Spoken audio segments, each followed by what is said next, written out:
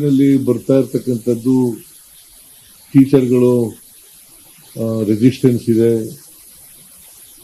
ತಪ್ಪು ತಿಳುವಳಿಕೆಗಳಿಂದ ಮಾಡ್ತಾ ಇದ್ರು. ಬಿಟ್ಟರೆ ಎಲ್ಲೂ ಕೂಡ ರೆಸಿಸ್ಟೆನ್ಸ್ ಇಲ್ಲ. ಒಂದು ವೇಳೆ ರೆಸಿಸ್ಟೆನ್ಸ್ ಮಾಡಿದ್ರೆ, ಕೋಆಪರೇಟ್ ಮಾಡದೆ ಹೋದ್ರೆ ಅಂಥವ್ರ ಮೇಲೆ ಕಾನೂನು ರೀತಿಯ ಕ್ರಮ ತಗೊಳ್ತೀವಿ.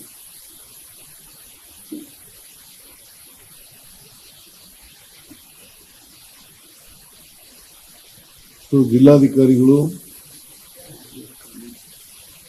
ಈ ವಿಷಯವನ್ನ ಬಹಳ ಗಂಭೀರವಾಗಿ ಪರಿಗಣಿಸಿ ನಿಗದಿತ ಅವಧಿನಲ್ಲಿ ಸರ್ವೆ ಮಾಡಬೇಕು. ಮತ್ತೆ ಜಿಲ್ಲಾಧಿಕಾರಿಗಳಿಗೂ ಕೂಡ ಜಿಲ್ಲಾ ಮಂತ್ರಿಗಳಿಗೂ ಕೂಡ ನಿನ್ನೆ ಹೇಳಿದ್ದೀನಿ ಕ್ಯಾಬಿನೆಟ್ನಲ್ಲಿ.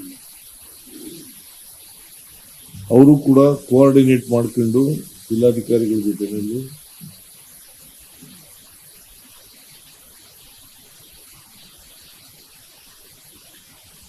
ಆಯಾ ಜಿಲ್ಲೆಯಲ್ಲಿ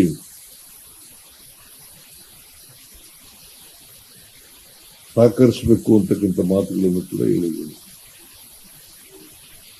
ಒಟ್ಟಾರೆಯಾಗಿ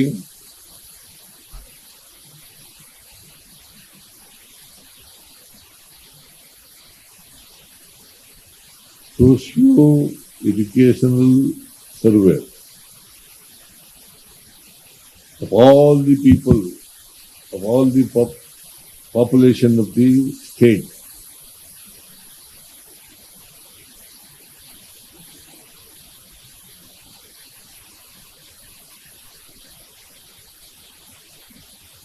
To be conducted.